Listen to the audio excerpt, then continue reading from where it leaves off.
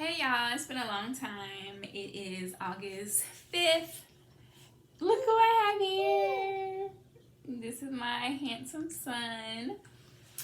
Born January 20th of this year. So I'm just here to tell you just a quick birth story. I had contractions that started at around 2:45 a.m. on January 20th. So at that time I was 40 weeks and 4 days. So rewinding back to 39 weeks and 4 days, my doctor tried to induce me then because they decided to take my blood pressure after I climbed 2 flights of stairs. Didn't have time to sit down after checking in to catch my breather, and immediately put me in a room and wanted to take my blood pressure. So obviously it was elevated. It was like 130 something over something. So they got alarmed and tried to use that as an excuse for me to pressure me to go in and get induced that day. No, because the whole time, if you followed me long enough, you know that I'm all about natural, natural processes, etc. So I wanted him to come on his own. So anyway, I didn't do that. By the time 40 weeks came, it was on a Monday, his due date, which was his original due date was the 16th. So I was getting frustrated then because nothing that I was doing was working as far as like the exercises, going up and down stairs, taking the little teas and stuff. Because I started rushing it because we was getting to the 40 weeks. The whole goal for me, I didn't want a C-section.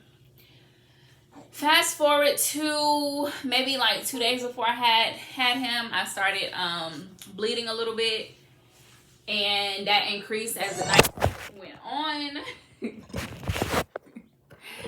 That increased as the nights went on. I'm rambling over the story, y'all, because I'm trying to be quick. Let me just read what I put. So I said I started having menstrual cramps here and there, more pressure in my pelvic, causing me to use the restroom every 5 to 10 minutes, it seemed. I prayed, I worshiped, I ran up and down my stairs 6 times, and then I rested. Literally was taking up to 2 naps a day. Very weird, but normal. Finally, at 40 weeks, 2 days, it was showtime. It was a beautiful sunny day. I got out the house and went to redeem my Chick-fil-A freebie. Went window shopping in 3 stores, redeemed the Starbucks freebie, and then got a pecan praline waffle cone from Baskin Robbins, and I went home. I got home, put my lasagna in the oven, then trimmed my backyard lawn, showered, ate, and started feeling more menstrual cramps, back pain, having diarrhea. I said maybe an hour or 2 later, I started losing my mucus plug throughout the night. Then I had my bloody show at 40 weeks, 3 days. And I said my water never broke. However, at 40 weeks, 4 days, 2:45 a.m., contractions started and was coming every 3 to 5 minutes, lasting 1 minute plus.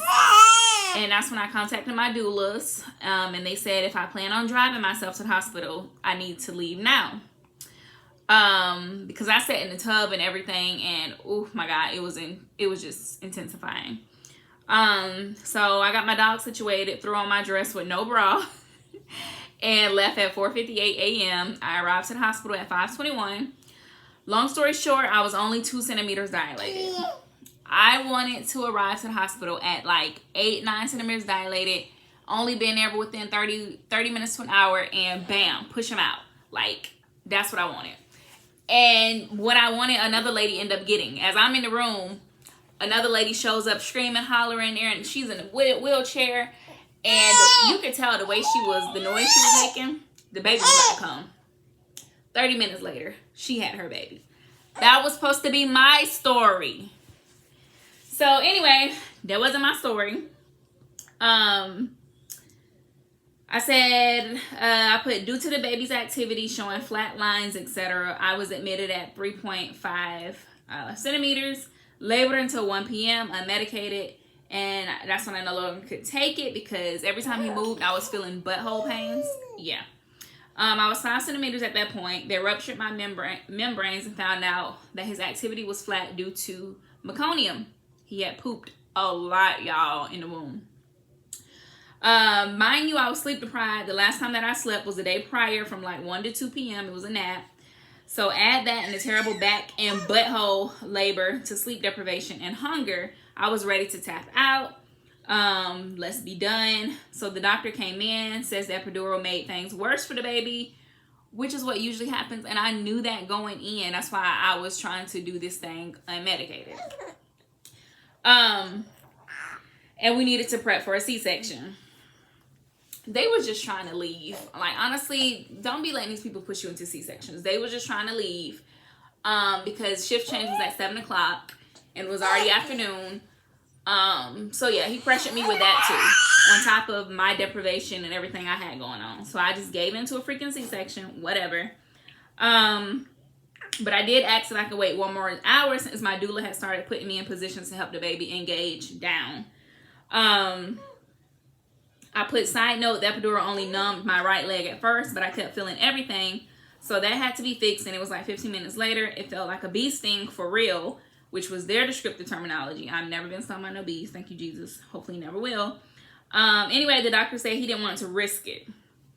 I said, had I known low activity this far along was normal, I would have fought for my vaginal birth. I said all day I kept saying, but his heart rate is normal, so what's the deal with this deceleration crap that y'all keep speaking?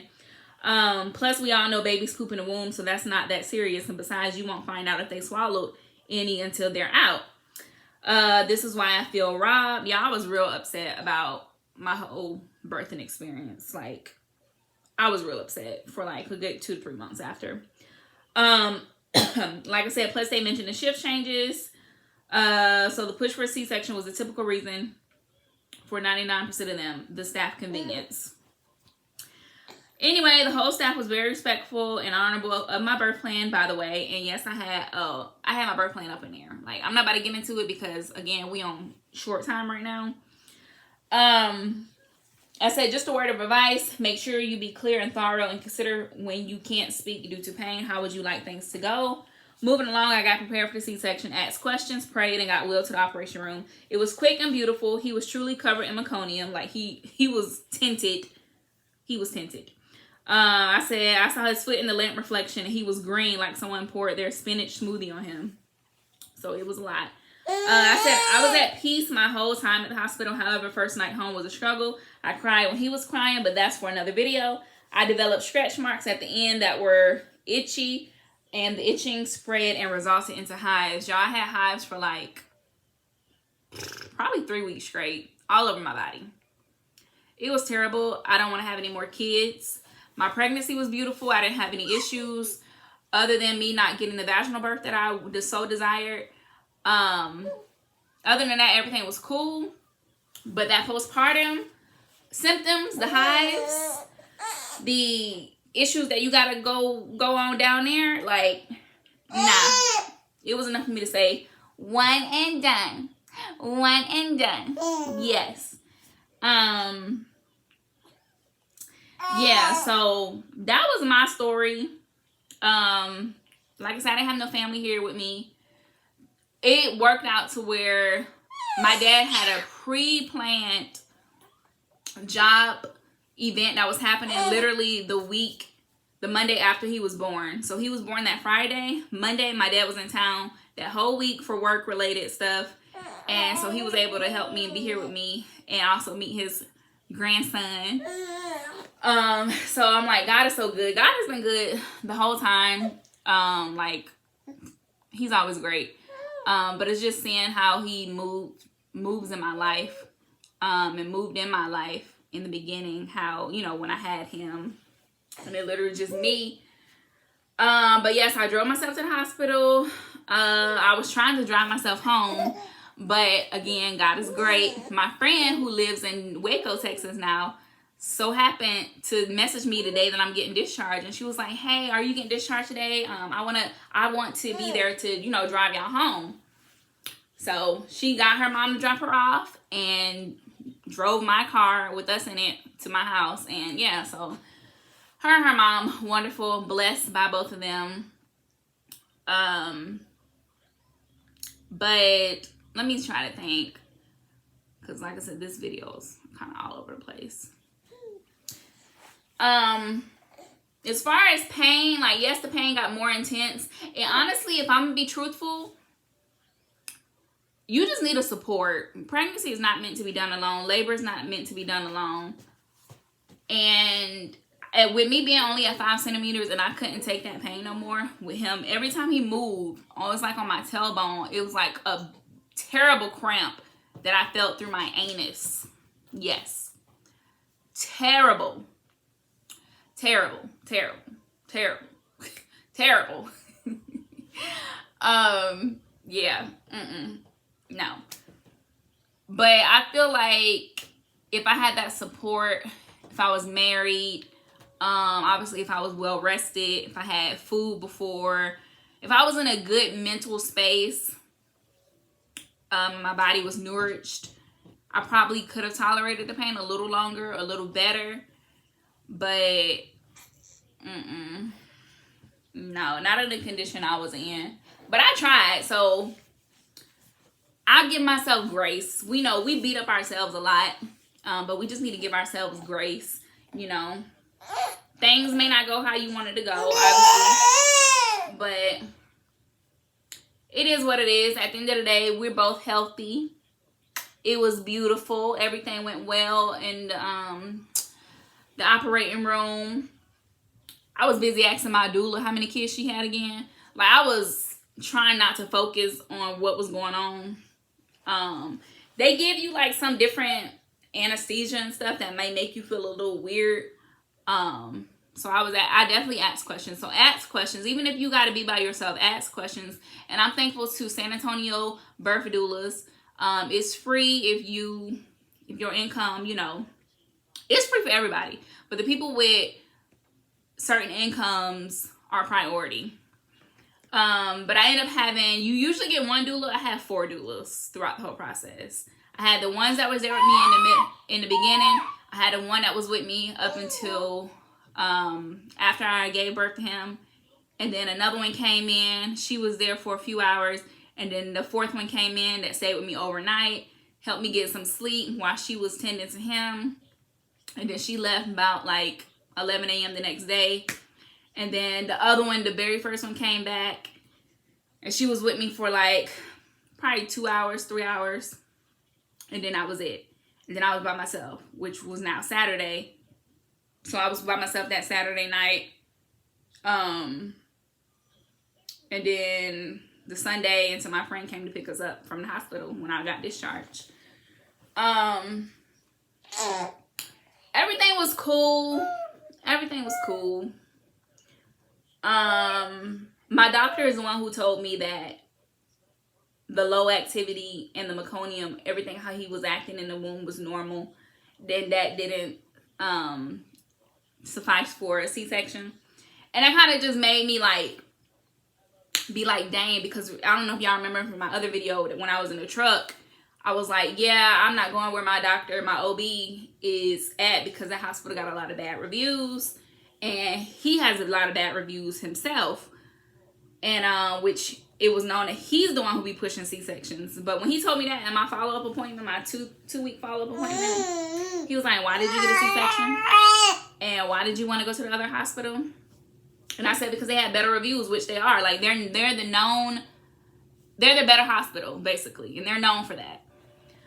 Like, news reports, #1, that kind of thing. Like, their rankings are like that. But yeah, I don't know. I'm not going to even say I wonder if it would have been different if I would have went and had him deliver me and all that kind of stuff. Like, I don't know. It probably would have been the same way, honestly. It probably would have been the same way. So I can't dwell on that. And that's like, I had to forgive myself in the beginning and stop dwelling on the fact that I didn't have a vaginal birth. And just get over it. My incision healed beautifully. I didn't have any issues with that. But like I said, the whole bleeding after birth, the whole, you don't know what kind of symptoms you're going to have, is enough for me to say, I don't want to chance it again, and I want to be one of them. It's alright. So this is, like I said, August 5th. He will be 7 months and 15 days, and he will be getting dedicated at church. Yeah, so everything's been good. I'll give another life update down the road. Obviously, I'm no longer driving trucks right now, but I still have my active CDL, and that's going to remain active because that's a job that I can always fall back on. Getting them trucks, baby. Yes, I miss it. I miss being in a big truck. I miss it. But I'm in the insurance world now. I'm an adjuster, a claims adjuster. So if you know anything about that, you know they make money. I'm a staff adjuster though. I'm not independent. Maybe one day I'll go independent. Obviously when he's older, since it requires more of your time. But the bag is bigger. Okay. So, and I work from home, and it's just been a blessing, y'all. Like, God is good. And yeah, but I'm good. I know I haven't been posting at all because I'm just trying to adjust, and plus I still got the same devices that I have that be talking about low memory and stuff, and ain't nobody got time for all that. So that's why I'm like had to rush and ramble through this video because it might cut me off. So let me just go ahead and shut up now. Like I said, we're good. Hope y'all been having a wonderful 2023, having a wonderful summer, and we will catch y'all next time. Peace.